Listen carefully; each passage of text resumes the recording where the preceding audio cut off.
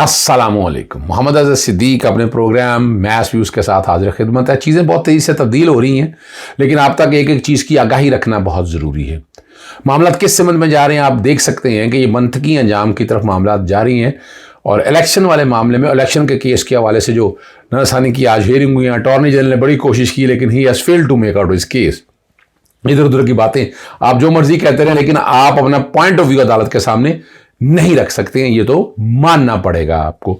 और बाकी Lahore high court में बड़ा अहम केसेस हैं, कुछ उसके हवाले से बात होगी। लेकिन अभी ज़्यादा जो मैं बात करना चाहूँगा वो 436 अफराद के खिलाफ तहकीकात वाला मामला है, जो पनामा के हवाले से। पहले मैं सुप्रीम कोर्ट का जो फैसला आपके सामने पढ़ दूँ, फिर मैं बता दूँ कि ये जो इंप्रेशन देने की कोशिश किया गया, वैसे जस्टिस तारिक मसूद साहब के बारे में एक ऐसा सा इंप्रेशन दे रहे हैं, लोग कह रहे हैं कि उनके वो उनके करीब समझे जाते हैं, पर हम नया नहीं समझता इस बात को। लेकिन ये बातें हो रही हैं, और जो उस दिन रिमार्क्स थे तो लोग उससे अखज़ भी ऐसा कुछ करना चाह रहे हैं।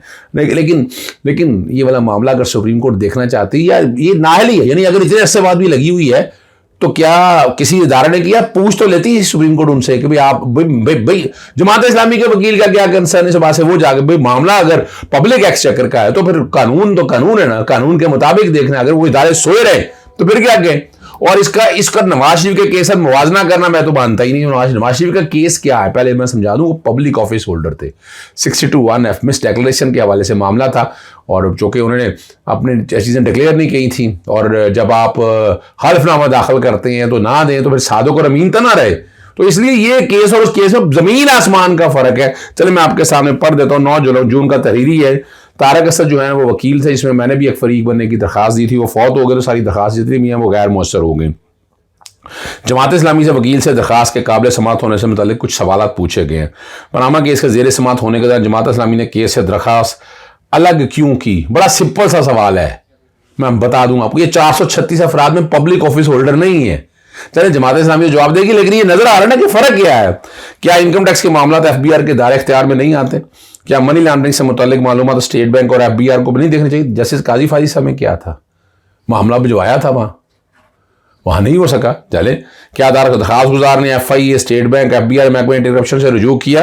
मुतल्लिका अदालत को नजर करते हुए क्या अदालत जुडिशल कमीशन बनाने का हुक्म दे सकती है कि पनामा लीक्स में नामजद अफराद को नोटिस किए बगैर जुडिशल कमीशन बन सकता है? जमात इस्लामी के वकील ने अदालती सवालात के लिए जवाब मांग लिया। अब यहाँ मैं आपके सामने जो पोजीशन क्लियर करना चाहता हूँ वो उसको ज़रा समझिएगा, और वो बड़ी आसान लफ्ज़ों में है। नंबर 1, एक तो ये समझिएगा कि मामला कुछ इस सिमत में है। अच्छा, एक बात जो बड़ी अहम आपके सामने रखनी है कि यानी इसकी नवाज शरीफ का केस क्या था। वो पब्लिक ऑफिस होल्डर थे, 62(1)(f) क्या हवाले से मामला था। पनामा के यानी पनामा तो एक सेपरेट इशू था ना, वो मिस डिक्लेरेशन का था। 62(1)(f) आप सादों का अमीन नहीं, आप झूठ छुपाते हैं, और छुपाया उन्होंने यहाँ पर, यानी अकामा छुपाया। यानी ये वाला मामला, उससे जमीन आसमान का फर्क है। कि इंक्वायरी हुई, JIT बनी, आपको पता है 126 दिन की हियरिंग हुई, फिर JIT के पास 60 दिन गया, फिर 6 दिन की हियरिंग हुई, तब जाके ये मामला कंक्लूड हुआ था, और तब ये सारी चीजें रिकॉर्ड पर आई थी। ये इसलिए फर्क है उस केस से। और ये पब्लिक ऑफिस होल्डर के वाले 436 लोग नहीं है। अगर ये बात थी इतनी, तो ये मौजूदा गवर्नमेंट जो आई है इसका कितना अर्सा होगा, शोभना डाला हुआ था, कर देते इंक्वायरी। आज वो क्या, आज कर लेंगे इंक्वायरी। अपना एसेट रिकवरी यूनिट था या बाकी सारी चीजें उनको सामने रख के अगर कर लेते तो हज तो कोई नहीं था ना, कोई मुश्किल काम तो नहीं था अगर करना चाहते। चलें आपको आगे ले चलते हैं। वो मामला जो है अच्छा, एक और है, वो constitution Avenue grand Hyatt hotel से मुतालिक नरसानी दरखास्त की समात गैर मुअस्सर होने पर निपटा दी। ये पहले जब 3 सुना था, कानून के मुताबिक बेंच बड़ा होगा वकील सीडीए की नरसानी अब गैर मुअस्सर हो चुकी है। सीडीए लीज मनसूख करके हमारा सील किया जा चुका है। हमारी नरसानी 4 मुकाबले मुश्तमिल है। सीडीए ने 4 अरब रुपये लिहाजा लीज किया। मामला सुप्रीम कोर्ट आया तो अदालत ने 8 सालों में 17 अरब जमाने की हिदायत की। सुप्रीम कोर्ट का हुक्म बड़ा वाज़ेह है, इजाजुल हसन एक भी केस डिफॉल्ट करने पर सीडीए लीज मनसूख कर सकता है। प्रोजेक्ट की रकम बढ़ाने से प्रोजेक्ट चलाना मुमकिन नहीं रहा। अदालत रकम मुद्दत के फैसले में नहीं करे। मैं किसी पैसे के मामले में फैसला नहीं दूंगा। चीफ जस्टिस साहब ने रिमार्क्स दिए। भूल जाएंगे 17 अरब को 10 अरब कर दूंगा। चीफ जस्टिस का होटल। अच्छा, क्या ये मामला आप हाईकोर्ट ले गए? क्या हमारी ऑब्जर्वेशन आपके मुकदमा पर नजरअंदाज नहीं होंगी? और ये तमाम दरखास्तें जो है ना वो गैर मुअस्सर अदालत ने करार दे दी हैं। और यहाँ अब अगला जो मामला है वो सुप्रीम कोर्ट का है। वो रिव्यू एंड जजमेंट एक्ट से मुताल्लिक है। अटॉर्नी जनरल ने जुमा आप दलाइल जारी रखेंगे अदालती दायरा इख्तियार को बढ़ाना गलत बात नहीं, मानते हैं कि वक्त के साथ रूल्स में तब्दील होते रहे हैं, मगर नरसानी के कानून के जरिए अपील का हक दुरुस्त नहीं है। मैं आपको पहले दिन से बताता हूँ। चीज़ उम्रता पंजाब की सरबराही में 3 बेंच हैं और दायरा इख्तियार वसी हो, लेकिन इसमें वजूहत भी शामिल करें, वरना तो आपको अदालत के मामलों को डिस्टर्ब ही करेंगे। जैसे उन्होंने कहा कि मुझे समझने दुश्वारी है कि आर्टिकल 184(3) में फैसलों के लाजमी को दीगर फैसलों से फ़र्क कैसे किया गया। मेरे लिए सुप्रीम कोर्ट के तमाम फैसले यकजान ये, यानी अगर रिव्यू 185 में आए या 184(3) में आए, ये बड़ा जबरदस्त सवाल उठाया, बड़ा इंटेलिजेंट, बहुत ज़हीन जहानत के साथ, जिसने कहा अगर नरसानी रूल्स के तब्दील करना भी चाहें तो आनी तरमीम होनी चाहिए। हुकूमत उसको नोटिस के फैसले का अपील का दायरा खरा वसी करना चाहती है तो मोस्ट वेलकम, लेकिन आनी तरमीम के जरिए अपील का हक दिया जा सकता है। ये हुकूमत की जल्दबाजी में की गई कानून साजी हमारी हुकूमत तरीकाकार से। अटॉर्नी जनरल ने दलाइल में अदालत को बताया कि वक्त के साथ 184(3) का भी दायरा इख्तियार वसी हो, इस पर नरसानी का भी होना चाहिए था। जिसमें नरसानी में अदालत के सामने मामला 2 फरीकन के तनाज़े का नहीं होता। ये मैंने आपको कल भी बताया था, मुझे तो नहीं पता था कि आज ये बात सामने आनी है। नरसानी अदालत के सामने मामला अपने हिसाब का फैसला होता है। बाद अदालत ने केस की समाअत जो है ना वो कल तक मुलतवी कर दी है।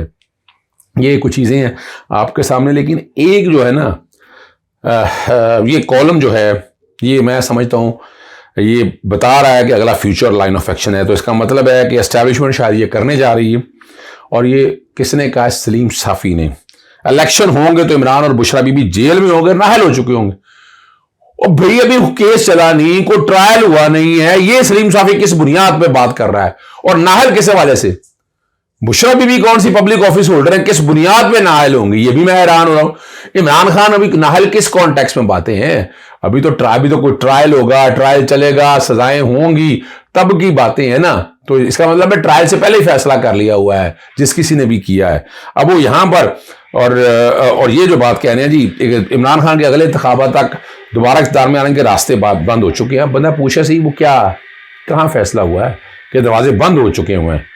और इमरान खान ज़्यादा मुस्तकबिल के अल्ताफ़ हुसैन बन सकते हैं, लेकिन अल्ताफ़ हुसैन फिर भी आज़ाद और अपनी बात सोशल मीडिया और दीगर राय से पहुँचा सकते हैं। लेकिन अब ये बात वो अभी जो कहना चाहते हैं, और ये जो कह रहे हैं जी वो दर्जनों केस हैं, उनसे निस्फ दर्जन ऐसे हैं कि अगर और यहाँ बहरहाल मैं नहीं बातें और करना चाहता, लेकिन मैं पूछना चाहूँगा ये बताया जाए। सलीम साफ़ी साहब बताएं ज़रा ये कैसे सारा मामला। आपने तो वाज़ेह तो बड़े बड़े बोल दिए, आपने बड़े बड़े बोल दिए हैं आपने। और मेयर जो होना है कराची का वो आपके सामने है जी, 173 वोट लेके मुर्जा वहाब वेरी इंटेलिजेंट का है, मैं उससे इतफा। लेकिन ये तो नहीं है ना हाफिज नईम को 161 वोट, आपने वीडियो चलते देखी कि लोग पहुंच नहीं सके। हाफिज नईम ने ये भी कहा। तो ये इलेक्शन जो है ना ये चैलेंज होगा।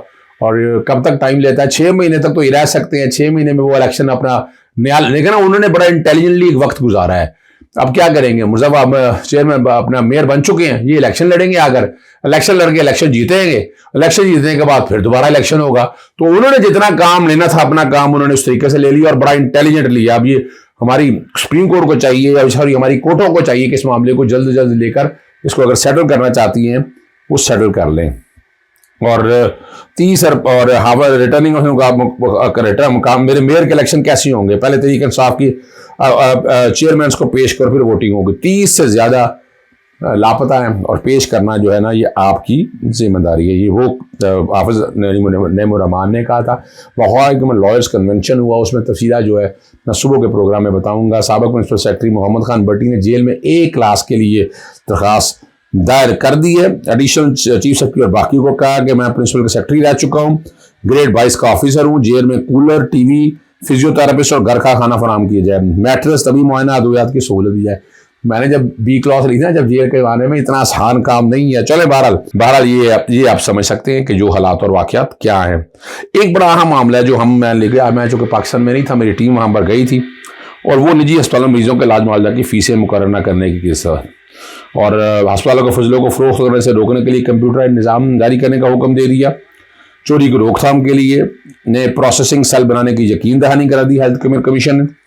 और पाकिस्तान में नायब सदर डॉक्टर सलमान काज़मी अदालत में पेशी हुए। सरकारी और निजी अस्पतालों के फजले को सरेआम मार्केट में फ़रोख्त किया जाता है।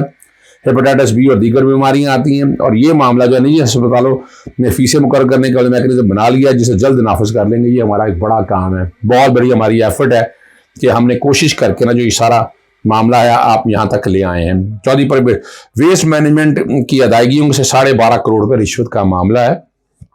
और साबिक वज़ीर आला पंजाब की अबूरी जमानत मंजूरी के खिलाफ दायर अपील की समाअत है। नोटिस जारी करते हुए 4 जुलाई को, यानी इसका मतलब है जमानत तो अपनी जगह पर मौजूद है। जस्टिस सरफराज डोगर ने केस की समाअत की है। Additional prosecutor general Abdul Samad ने हुकूमत पंजाब की अपील पर दलाइल दिए।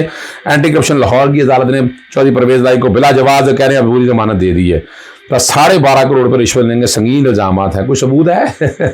तो ये हो रहा है, जो कुछ भी हो रहा है। अबूरी फैसले को कलअदम करार दिया जाए। एंटी करप्शन लाहौर ने परवेज लाई के खिलाफ इख्तियारात से तजावुज़, इससे पहले कितने मुकदमे दर्ज कर चुके हैं। हमजा शरीफ के खिलाफ को मुकदमा दिया। इस एंटी करप्शन से आज सवाल है कि हमजा शरीफ ने जिस तरह से हुकूमत की है, या यहाँ अपना शहबाज शरीफ ने, वो कितने मुकदमे दर्ज किए आपने? जरा आप सवाल तो पूछे ना।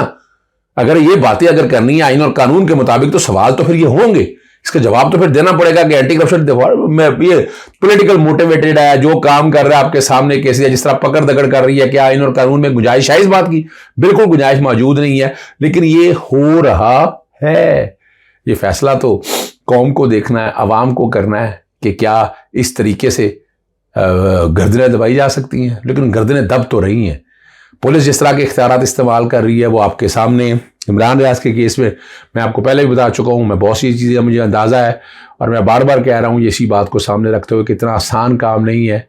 वक्त गुजार रहे हैं, वक्त गुजर रहा है। इमरान रियाज को अभी मौजूदा हालात में बाहर नहीं लाना चाहते, ये तो नज़र आ रहा है, ये तो मुझे भी नज़र आ रहा है। बहुत से लोगों ने कहा है कि हयात है, लेकिन जब तक ख़ानदान के लोगों के सामने नहीं आएंगे ये नहीं है। तो ये बड़े बड़े सवाल उठ रहे हैं। इस हवाले से इन सवालों का किसी वक्त तो जवाब किसी को चाहिए, और वो जवाब का इंतज़ार हम रखेंगे। इमरान रियाज के बारे में बहुत बड़े यानी लोग फिक्रमंद हैं, या लंदन में बहुत से लोग ये सवाल मुझसे पूछते हैं। अब मैं क्या जवाब दूं उनको, क्या जवाब दूं? पता तो सबको है कि इमरान रियाज कहाँ है। इजाज़त चाहता हूँ। अस्सलाम वालेकुम, अल्लाह हाफ़िज़। पाकिस्तान जिंदाबाद।